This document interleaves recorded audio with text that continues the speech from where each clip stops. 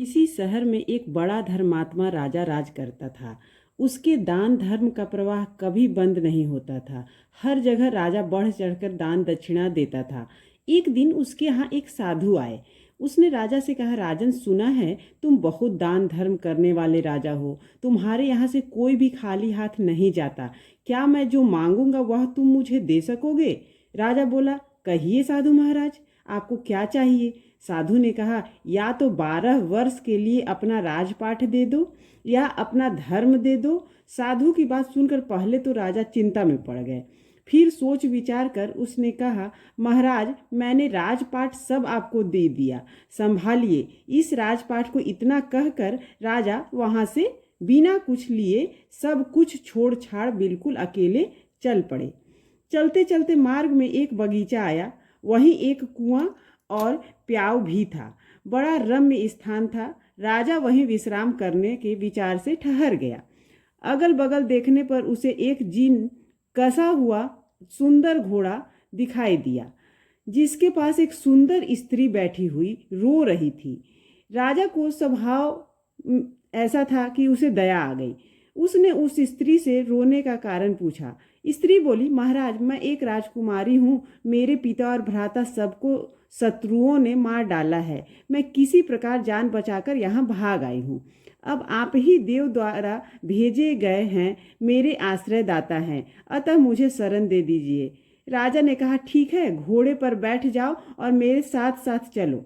राजकुमारी बोली, नहीं नहीं नहीं महाराज, आप ही घोड़े पर चलो। आपके सामने मेरे घोड़े पर बैठना चलना ठीक नहीं है।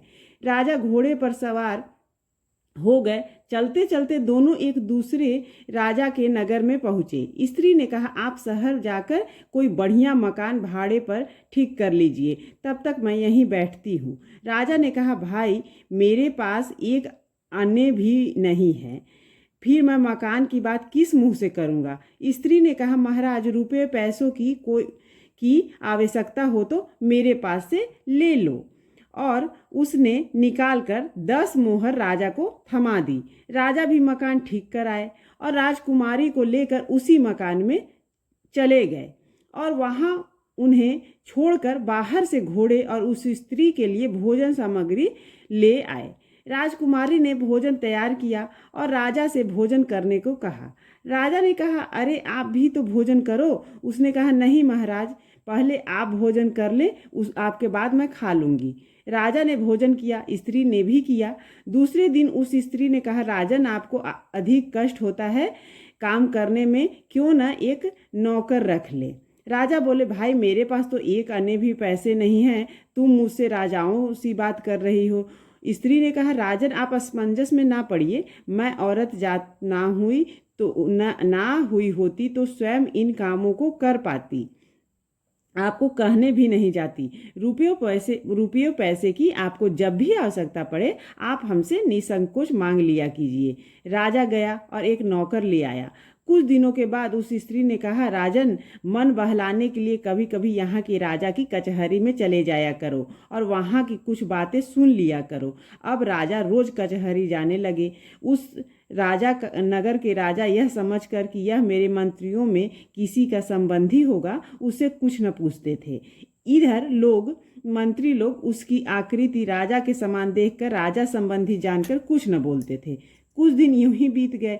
एक दिन राजा और मंत्री वर्ग ने आपस में आखिर उस राजा के संबंध उसने अपनी सारी बात बता दी। उसकी धर्म प्रियता देख राजा ने उसका बड़ा स्वागत किया और अपना मुकुट उसके सिर पर रख उसकी पगड़ी अपने सिर पर रख ली, अपने सिंहासन पर बैठाया और मित्रता की प्रतिज्ञा की कि दूसरे दिन उसे फिर कचहरी में आने का निमंत्रण दिया।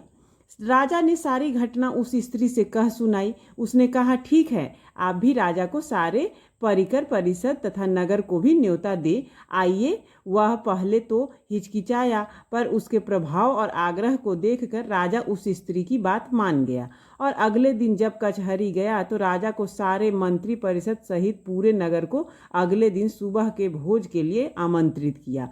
उस नगर का राजा हैरान होते हुए बोला कि कहीं वह भांग वांग पी ली है क्या भोज, और वो भी पूरे नगर सहित कहाँ से करोगे? उसका इंतजाम खैर बोले, जाओ ठीक है, मनमानी करो, मित्र ही तो हो। शाम को उस नगर के राजा ने एक सिपाही भेजकर पता लगवाया और कहा, जाकर देखो तो सुबह भोज के लिए क्या इंतजाम है। सिपाहियों ने देखा तो वहाँ कुछ नहीं था। आकर ज्यों का त्यों राजा दिया। राजा ने कहा, भाई उसने पक्का भांग वांग पी ली रखी होगी। इधर इसको भी चैन न था। उस स्त्री से कहने लगा, भाई तूने मेरी अच्छी फजीहत कराई है, राजा न जाने मुझे क्या कहेगा। स्त्री ने कहा, महाराज चिंता न करें, यदि आपका धैर्य ना हो तो उस बगीचे में देखाएं जहां से मुझे लिवा लाए थे। राजा ने घोड़े पर चढ़कर जो देखा तो वहां संपूर्ण देव वर्ग ही कार्य में तत्पर थे। अनंत दिव्य ऐश्वर्य भरा था। उसके आश्चर्य का ठिकाना न रहा। प्रातःकाल राजा सहित संपूर्ण नगर को भोजन कराया गया। इस आश्चर्य को देखकर सभी लोग आश्चर्य में डूब गए। नगर के राजा ने भी सारी व्यवस्था और भोजन के लिए उसकी पूरी प्रशंसा की। भोजन उपरांत सारा देव वर्ग अंतर्ध्यान हो गया। अब उस स्त्री ने कहा, राजन तुमने उस साधु को कितने दिनों के लिए राज्य दिया था, जरा कागज तो देखो। राजा ने देखा तो समय पूरा हो चुका था। स्त्री बोली, तो अब आप भी अपने राज्य में जाओ और अपना राजपाट संभालो। राजा ने कहा, देवी तुम्हें छोड़कर तो मैं एक कदम भी नहीं जाऊंगा। स्त्री बोली, राजन तुम मुझे क्या समझ रहे हो, मैं तुम्हारी स्त्री नहीं हूँ, मैं तुम्हारा धर्म हूँ। जब तुमने मुझे नहीं छोड़ा तब मैंने भी तुम्हें नहीं छोड़ा और तुम्हारी स्त्री बनकर तुम्हारे साथ रही और तुम्हें किसी प्रकार का दुख नहीं होने दिया। पर अब जैसी तुम्हारी इच्छा, निष्कर्ष धर्म के प्रति निष्ठा ही जीवन की वास्तविक सफलता और सुख का मार्ग है। धर्म का पालन करने वाला व्यक्ति चाहे किसी भी परिस्थिति में हो, वह कभी पराजित नहीं होता। धर्म से व्यक्ति न केवल भौतिक सफलता प्राप्त करता है, बल्कि जीवन की गहराई और सत्य को भी समझता है। धर्म के बिना जीवन अधूरा और अराजक हो सकता है, लेकिन धर्म के साथ व्यक्ति हर चुनौती को पार कर सकता है। प्लीज़ चैनल को सब्सक्राइब कीजिए और कहानी अच्छी लगी हो तो इसे शेयर कर दीजिए। तब तक के लिए राधा कृष्ण।